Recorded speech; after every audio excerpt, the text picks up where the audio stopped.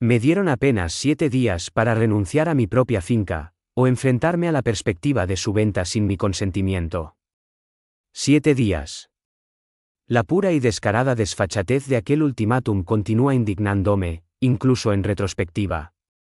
Lo que esta pandilla de depredadores vecinales, guiados por su autoproclamada monarca, no comprendió, lo que no podrían haber concebido ni en sus más ambiciosas fantasías de control, fue que su preciado y meticulosamente cuidado dominio, incluyendo el desmesurado casoplón beige que habitaba la presidenta de su comunidad de propietarios, Beatriz, se asentaba enteramente sobre mi terreno.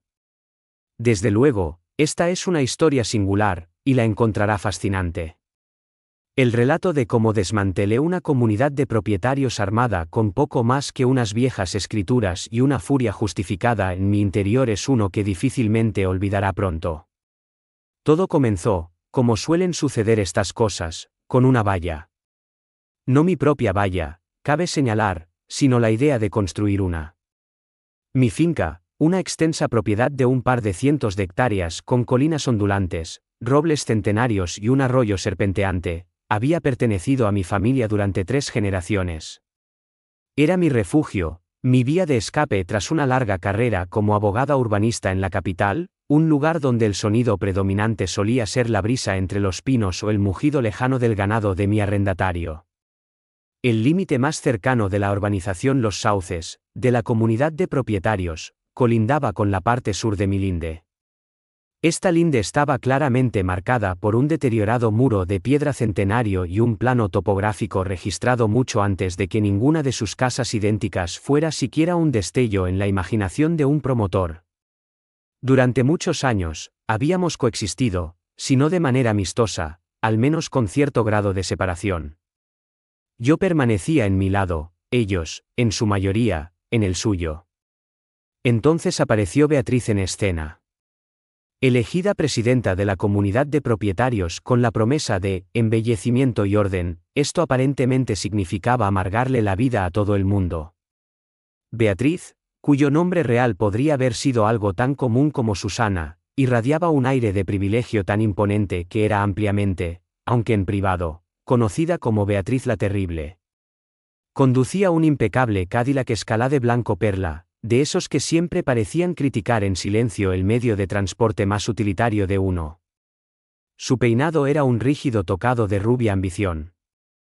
Su atuendo proclamaba, costoso pero sin carácter, y su sonrisa era una amenazante exhibición de dientes.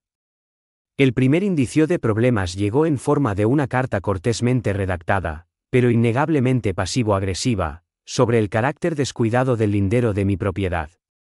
Proponía que el antiguo muro de piedra era antiestético y que yo podría considerar sustituirlo por algo más acorde con los estándares de la comunidad, como una valla de vinilo de 2 metros de altura para mayor privacidad. Esto me pareció divertido, lo archivé bajo el epígrafe, para desechar, y no le presté atención. Mi propiedad no formaba parte de su comunidad. La correspondencia se intensificó. Empezaron a hacer referencia a los estatutos de la comunidad de propietarios que no tenían absolutamente ninguna autoridad sobre mis tierras. Posteriormente, me impusieron multas por vegetación descuidada cerca del lindero, era un prado de flores silvestres, por el amor de Dios, por el estado ruinoso de un viejo tractor que guardaba bajo un cobertizo, bien dentro de los límites de mi propiedad, era una reliquia familiar, y, mi favorita, por excesivos desechos naturales, que supongo significaba hojas caídas. Cada carta llevaba la elaborada y presuntuosa firma de Beatriz. Envié una respuesta escueta y legalmente meticulosa, aclarando mis linderos, haciendo referencia a los registros catastrales pertinentes y pidiéndoles educadamente que se metieran sus estatutos donde les cupieran. Incluso adjunté una copia del plano topográfico oficial. Supuse que, ante hechos innegables, cualquier individuo razonable se echaría atrás. Resultó que había juzgado muy mal la capacidad de razonamiento de Beatriz. Ella percibió mi contraargumento fáctico no como una rectificación, sino como una afrenta a su dominio. Su pequeño feudo estaba siendo desafiado, y eso no lo podía tolerar. Durante varios meses, la situación permaneció tensa. Periódicamente, observaba a Beatriz pasar lentamente en coche junto a mi portón, con la mirada fija en mi largo camino de entrada sin asfaltar y en el espeso bosque que ocultaba mi casa de la vista. Parecía un depredador evaluando a su presa.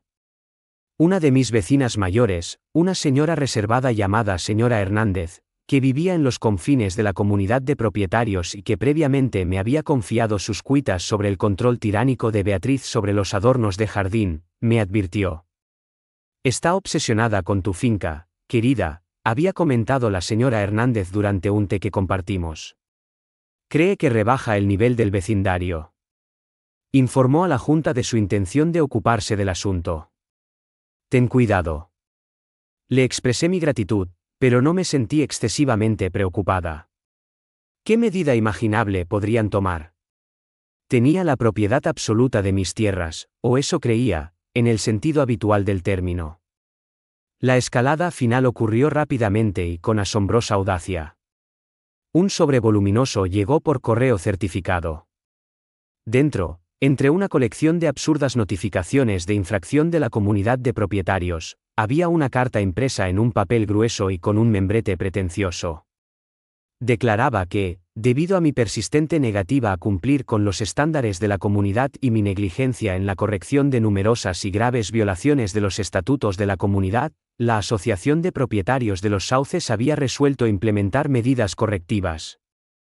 Estas medidas, detallaba, implicaban la asunción por su parte del control temporal de una franja de 15 metros de profundidad de mi finca colindante con su urbanización, confiscándola efectivamente para eliminar las molestias.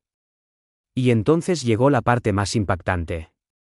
Si en un plazo de 7 días no resolvía completamente todas las infracciones en la totalidad de mi propiedad a satisfacción de ellos, y además no abonaba una suma exorbitante por multas acumuladas y gastos administrativos, iniciarían los trámites para vender la finca Paredes al completo en subasta pública para recuperar gastos y garantizar el cumplimiento futuro. Creo que se me desencajó la mandíbula, literalmente. ¿Vender mi finca? ¿El legado de mi familia, porque a Beatriz no le gustaban mis flores silvestres? La pura y absoluta desvergüenza era increíble. Era flagrantemente ilegal, por supuesto, casi hasta el punto de ser cómico. Sin embargo, la amenaza, independientemente de su vacuidad legal, estaba claramente diseñada para intimidar. Me percibían simplemente como una anciana recluida que cedería fácilmente. No tenían ni idea de a quién se enfrentaban o, lo que es más importante, de los cimientos sobre los que se erigían sus propias precarias estructuras. Mi sorpresa inicial se transformó en una rabia gélida y nítida. Esto iba más allá de un simple exceso, era una declaración de guerra. Y Beatriz, bendita sea, me había proporcionado sin saberlo el plan maestro de toda su estrategia. La cuenta atrás del plazo de 7 días había comenzado. Sin embargo, mi acción inmediata no fue alarmarme. En lugar de eso, recuperé una caja de hojalata muy vieja y bastante deteriorada del fondo del archivador de mi padre. Este recipiente contenía generaciones de documentos de la familia Paredes, escrituras, planos, cartas y diarios. Mi abuelo, un individuo taciturno con un profundo afecto por esta tierra y una igualmente profunda cautela ante la creciente expansión urbanística, había sido excepcionalmente meticuloso. Había examinado algunos de estos documentos a lo largo del tiempo, principalmente por interés histórico. Ahora, buscaba algo en particular, una historia medio olvidada que solía contar sobre la transacción inicial de terrenos para la urbanización que finalmente se convirtió en Los Sauces. Siempre la concluía con una risita irónica y la afirmación: creen que la compraron, pero en realidad solo la arrendaron. Anteriormente lo había descartado como una vívida exageración. Las quejas de un viejo finquero. Ahora, empecé a dudar. Como abogada urbanista jubilada, mi mente, incluso después de años de tranquila inactividad en ese ámbito específico, comenzó a reactivar sus habituales modos de investigación y análisis. Extendí los documentos más antiguos y delicados sobre mi gran mesa de comedor de roble, mientras el aroma a papel antiguo y tinta impregnaba el ambiente. Había escrituras redactadas con una caligrafía elegante y fina, adornadas con sellos y timbres de una época pasada. Planos topográficos, dibujados a mano, mostraban mediciones complejas y anotaciones en tinta marrón desvaída. Y entonces lo descubrí, no un solo documento, sino una colección de ellos, con referencias cruzadas y notas con la inconfundible letra de mi abuelo. No era una compra, era un arrendamiento. Uno excepcionalmente largo, 99 años, para ser exactos, concedido por mi bisabuelo a una empresa promotora a principios de la década de 1920 para una sección designada de lo que entonces era el pastizal del extremo sur de la finca. Los pagos del arrendamiento, considerables para la época, se remitieron durante varias décadas. Luego, los registros aparentemente se volvieron inconsistentes. La empresa promotora inicial se había declarado en quiebra durante la Gran Depresión. Sus activos fueron vendidos y revendidos numerosas veces. Los promotores posteriores, al parecer, habían construido los sauces basándose en una investigación de títulos incompleta o, quizás, cabría aventurar, convenientemente malinterpretada, presumiendo la plena propiedad en función de esas transacciones posteriores más oscuras.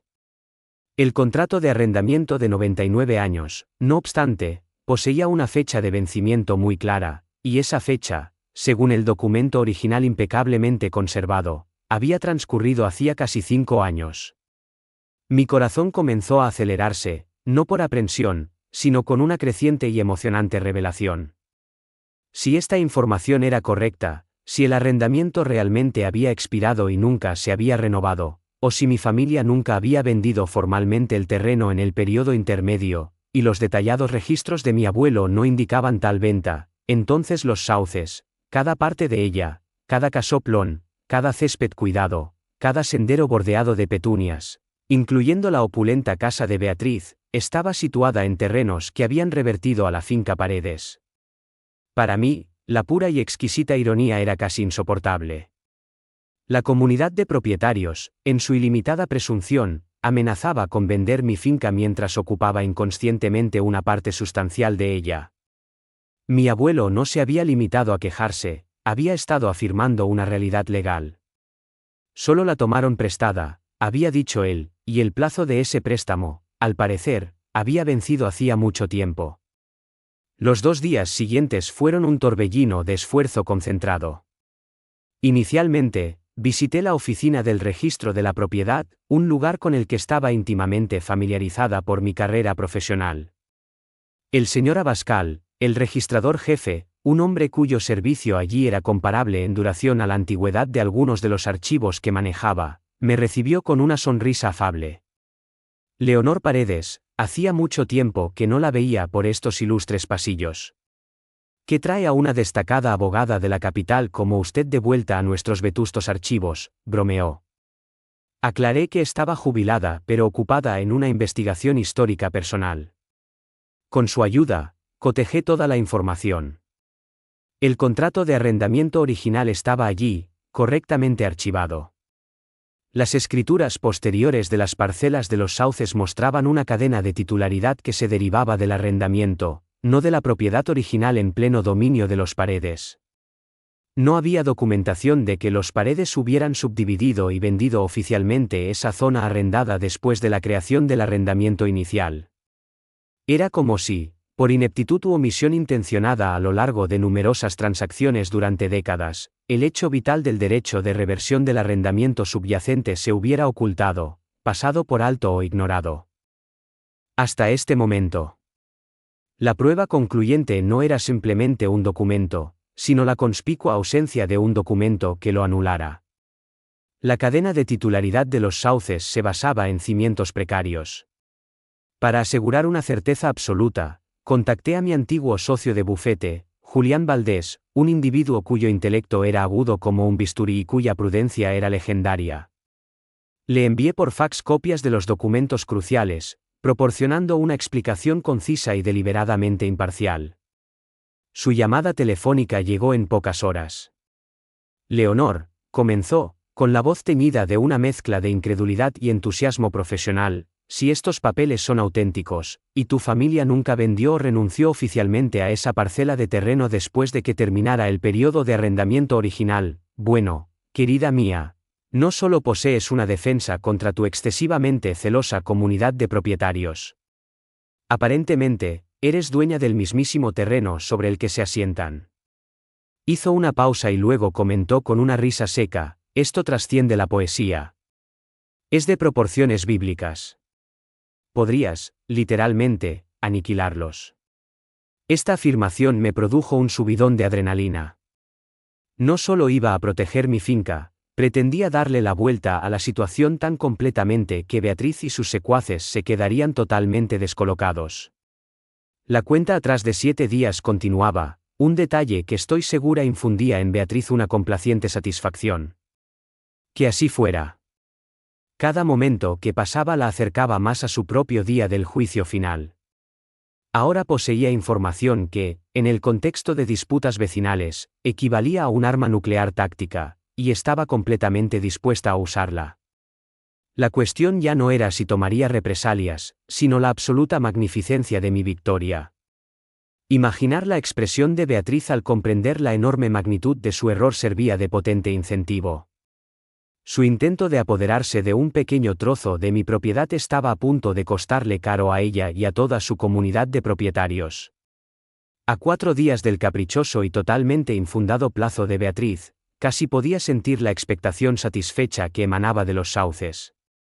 Imaginaba a Beatriz en sus reuniones de la comunidad de propietarios, probablemente pontificando sobre cómo iba por fin a gestionar la desordenada finca Paredes. Estaba utilizando el tiempo juiciosamente.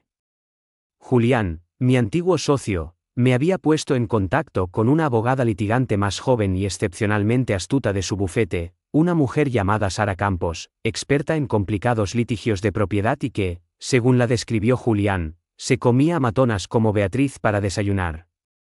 Sara estaba, por decirlo suavemente, entusiasmada con el caso. Había comentado durante nuestra primera videoconferencia, con los ojos brillantes, es el tipo de caso con el que los profesionales del derecho fantasean. La pura y absoluta arrogancia de esta comunidad de propietarios es notable, y la ventaja que usted posee es, bueno, magnífica. En colaboración, preparamos minuciosamente nuestro contraataque. No se trataba simplemente de defenderme de su absurda reclamación sobre mi finca, se trataba de afirmar mi legítima propiedad del terreno que ellos habitaban. Redactamos cartas de cese y desistimiento, no para que cesaran su acoso hacia mí con respecto a mi finca, sino para que abandonaran mi propiedad, el terreno sobre el que se levantaban sus casas. Preparamos notificaciones de intrusión e intención de demandar por desahucio. La elegancia de la situación radicaba en que Beatriz, en su intento de coaccionarme con las normativas de la comunidad de propietarios, había validado involuntariamente los perímetros exactos del terreno que ocupaban, un terreno que, sin ella saberlo, me pertenecía. Sus propias pruebas, adjuntas a su amenazante carta, especificaban las parcelas y zonas comunes de los sauces, todas ellas situadas perfectamente dentro de los límites históricos del contrato de arrendamiento de 99 años caducado de la finca principal de los Paredes. Nos había dado, en efecto, el mapa de su propia caída. Durante esos días, me propuse que me vieran, pero parecer imperturbable. Me entretuve en mi jardín, di largos paseos por los linderos reales de mi propiedad, e incluso saludaba alegremente con la mano si casualmente veía el escalade de Beatriz pasar lentamente junto a mi portón. Deseaba que creyera que no estaba al tanto, quizás incluso que estaba intimidada. Cuanto menos lo esperara, más dura sería su caída. La señora Hernández telefoneó, con la voz apagada por la preocupación. Beatriz estuvo ayer en la casa club, susurró. Informó a todos que celebrará una reunión informativa especial de la comunidad el viernes por la noche. Ese es el día en que concluye tu semana. Dijo que anunciará la exitosa resolución del asunto de la finca Paredes y detallará las intenciones de la comunidad de propietarios para el embellecimiento de la franja de terreno obtenida. Sonaba completamente victoriosa. Viernes por la noche, ideal. Un escenario público para su deshonra. Agradecí la información a la señora Hernández, con una leve sonrisa en el rostro. La ironía era casi dolorosa, Beatriz pretendiendo declarar su triunfo sobre mí mientras se encontraba en un terreno que legalmente era mío. Era como observar a un malhechor preparando cuidadosamente su propia perdición. Sara y yo decidimos dejar que pasara su fecha límite. No enviaríamos nuestras notificaciones por adelantado. No, la revelación debía orquestarse para lograr el máximo efecto. Que Beatriz disfrutara de su fugaz instante de supuesto triunfo. Que delineara sus ambiciosos planes para mis tierras. Cuanto más alto ascendiera en su pedestal de arrogancia, más gratificante resultaría su inevitable caída. Los cómplices en la junta de la comunidad de propietarios, reflexioné, eran probablemente una combinación de desinformados, intimidados y verdaderamente malévolos, aquellos que se deleitaban con la autoridad de Beatriz porque ésta les otorgaba un reflejo de poder. Había visto sus nombres en la correspondencia, un tesorero de apariencia apocada que probablemente solo aprobaba lo que Beatriz le presentaba, un secretario engreído que seguramente saboreaba el escaso poder. Todos estaban implicados en este intento de confiscar ilegalmente mi propiedad. Todos participarían de las repercusiones de la arrogancia de su líder. El jueves, víspera del anuncio comunitario de Beatriz, una grúa, acompañada por un hombre satisfecho de sí mismo que vestía un polo con el logotipo de la comunidad de propietarios, llegó efectivamente a mi portón principal. Tenía una orden de trabajo para llevarse mi viejo y destartalado tractor. Me encontré con él en el portón, con un comportamiento de ligero asombro. Creo que ha habido un error, afirmé con compostura. Esto es terreno privado. Ustedes no tienen jurisdicción aquí. El hombre, evidentemente uno de los seguidores de Beatriz, hinchó el pecho. Tengo una orden de trabajo de la comunidad de propietarios, señora. Este vehículo ha recibido múltiples notificaciones. Simplemente señalé los letreros de «Prohibido el paso», luego la robusta cerradura del portón. Si intenta acceder a mi propiedad, llamaré a la policía y haré que lo detengan por allanamiento de morada e intento de hurto. Le aconsejo que consulte con sus superiores antes de cometer un delito. Refunfuñó un momento, hizo una llamada con su móvil, probablemente a Beatriz, a quien imaginé echando chispas al otro lado de la línea, y luego, desinflado, ordenó al operario de la grúa que se marchara. Fue un triunfo modesto, una escaramuza menor antes del enfrentamiento principal, pero resultó gratificante. También confirmó la firme dedicación de Beatriz a su estrategia ilegal. Claramente no se estaba echando atrás. Espléndido. El escenario estaba impecablemente preparado. El viernes no podía llegar lo suficientemente rápido. Experimenté una sombría satisfacción, del mismo tipo que solía sentir cuando un abogado contrario particularmente repugnante estaba a punto de caer en una trampa legal impecablemente preparada. Beatriz se creía la perseguidora. Ignoraba que era la perseguida, y que la trampa estaba a momentos de cerrarse. El viernes por la noche comenzó, envuelto en ese tipo de humedad de finales de verano que le da a todo una cualidad pegajosa y tensa. La casa club de la urbanización Los Sauces. Un edificio que se asemejaba a una réplica beige e hinchada de una casa señorial sureña, bullía de actividad. Las luces brillaban intensamente, los vehículos abarrotaban el aparcamiento, un verdadero océano de todoterrenos y berlinas de modelos recientes. Según la señora Hernández, que me había telefoneado discretamente antes, la asistencia era considerable.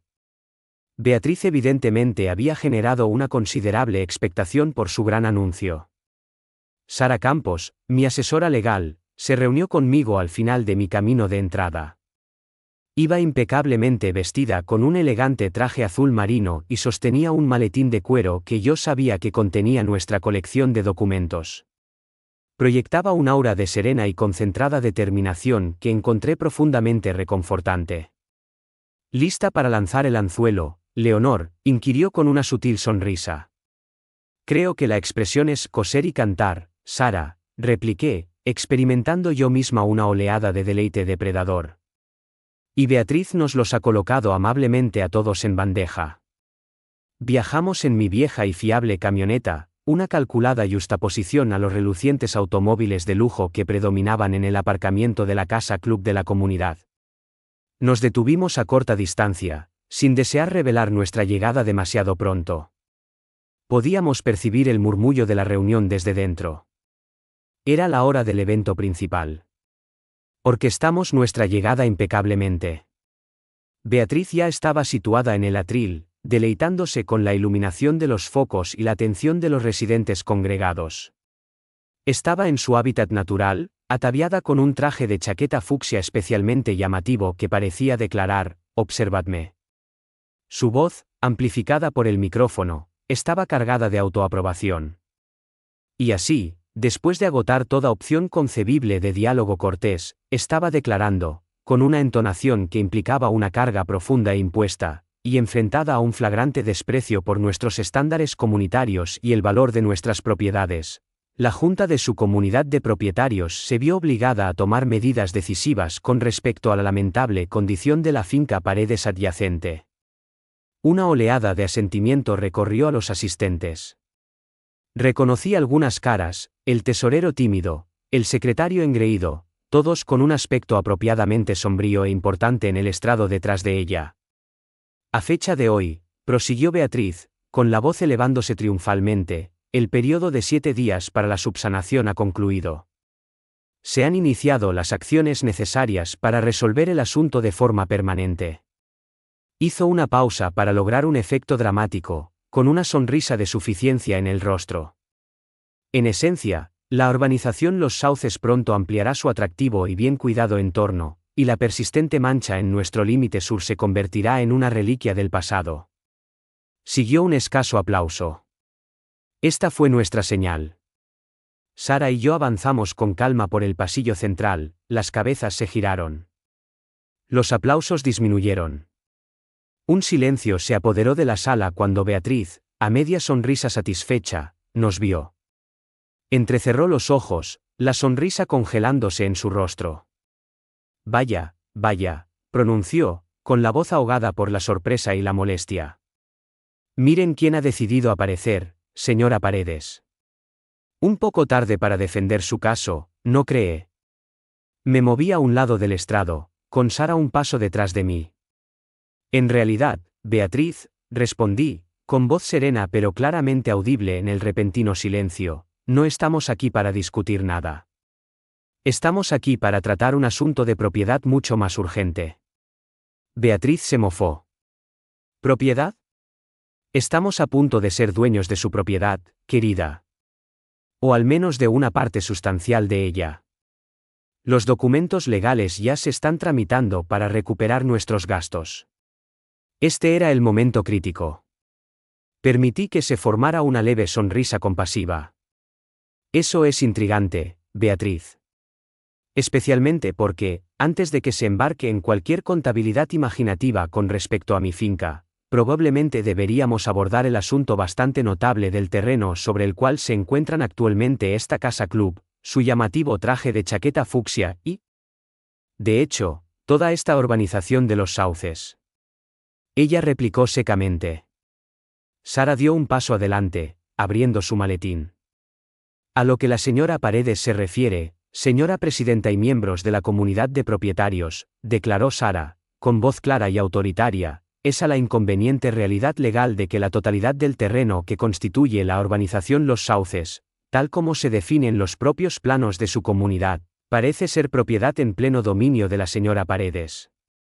Sacó una copia grande y plastificada del contrato de arrendamiento original de la década de 1920, seguida del pertinente plano catastral comarcal que ilustraba los límites de la finca Paredes envolviendo a Los Sauces. Este contrato de arrendamiento de 99 años, otorgado por el bisabuelo de la señora Paredes, expiró hace aproximadamente 5 años. No podemos localizar ningún registro de su renovación, ni ningún registro de que la familia Paredes haya vendido alguna vez esta parcela, lo que significa, damas y caballeros, continuó Sara, paseando la mirada por la asombrada sala, que ustedes, lamentablemente, están todos cometiendo allanamiento. El silencio en la sala era absoluto, tan denso que se podía palpar físicamente. Luego, una inhalación colectiva de conmoción.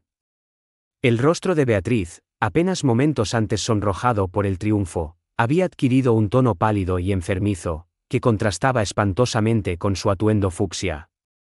Eso es absurdo», titubeó, perdiendo su voz la cualidad de confianza. «Nuestros promotores, poseemos escrituras. Efectivamente, poseen escrituras, concedió Sara con suavidad.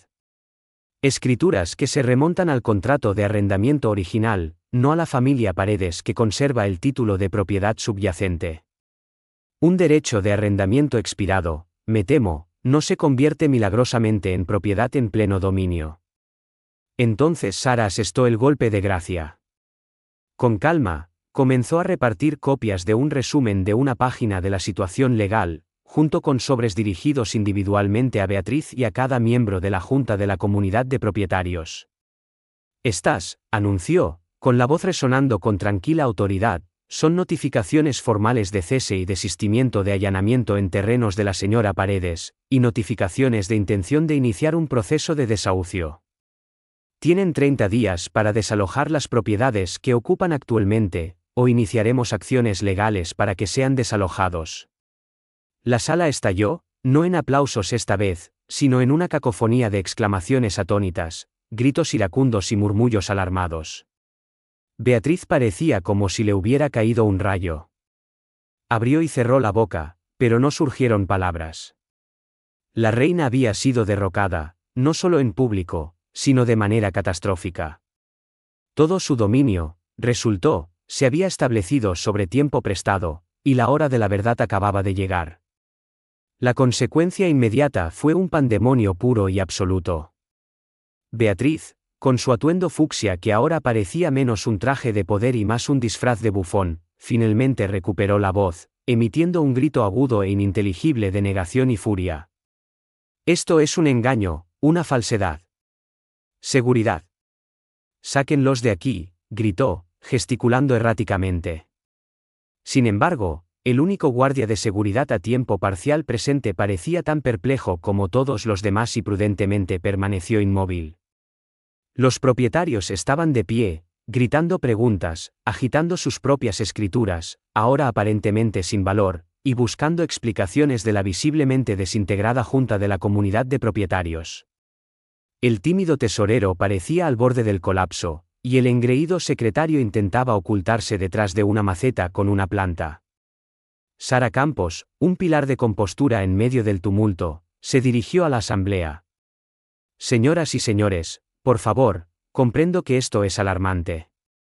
La señora Paredes no desea imponer dificultades indebidas a propietarios inocentes que también fueron engañados.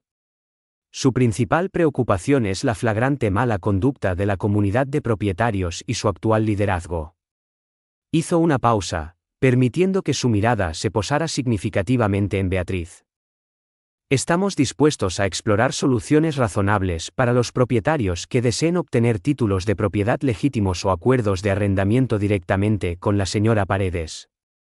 No obstante, su voz se endureció. La Asociación de Propietarios de los Sauces como organización, y los miembros de su junta que instigaron esta acción ilegal contra la finca de la señora Paredes, serán considerados enteramente responsables.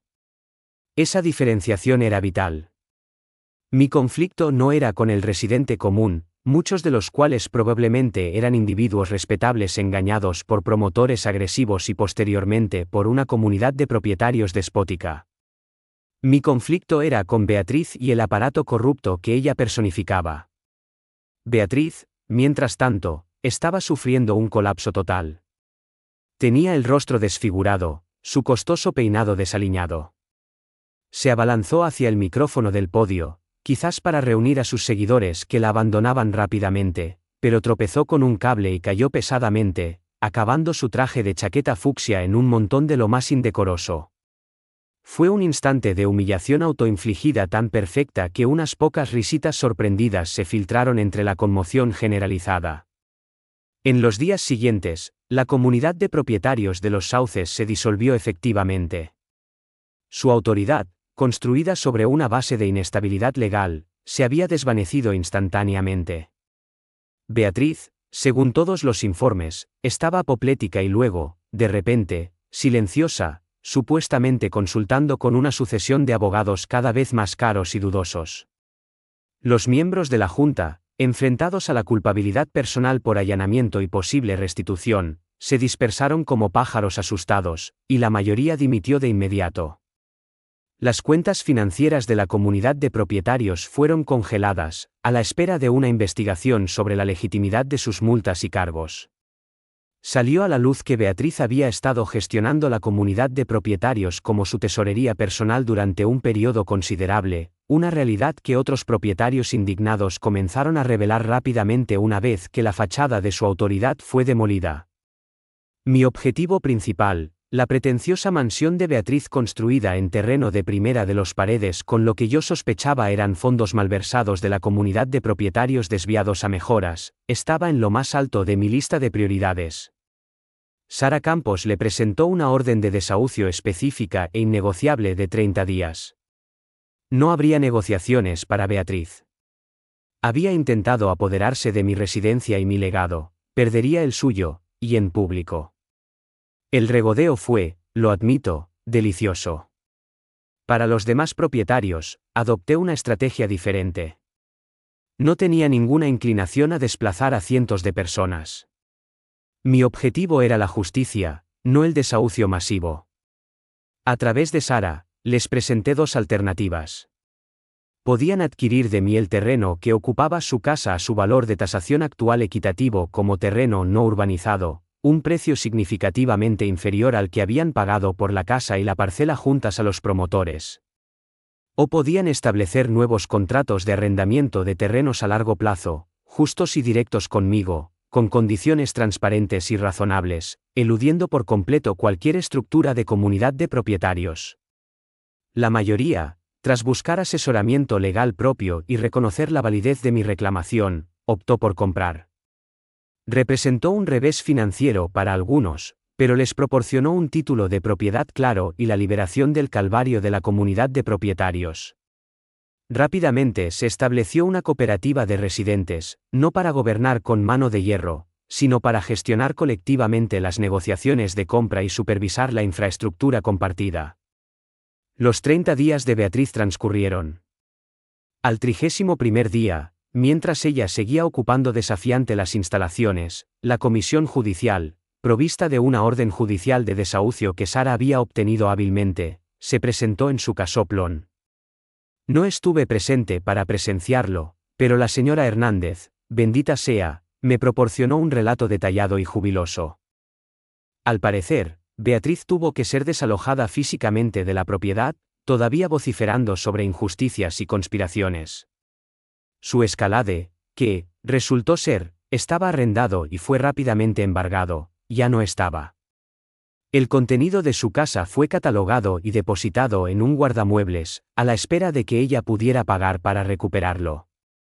Lo último que supe fue que residía en un minúsculo apartamento de alquiler en otra provincia, enfrentándose a múltiples acciones legales de antiguos miembros de la comunidad de propietarios por mala gestión financiera. Su tiránico reinado había concluido definitivamente.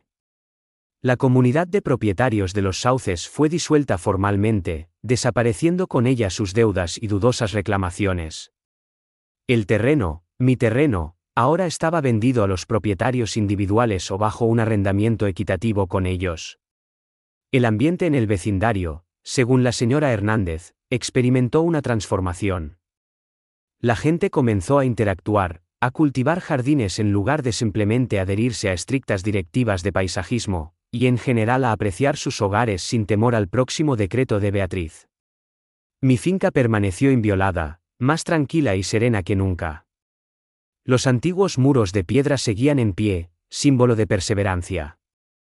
Las flores silvestres florecían sin trabas. No solo había protegido mi propiedad, sino que también, casi por casualidad, había liberado a toda una comunidad.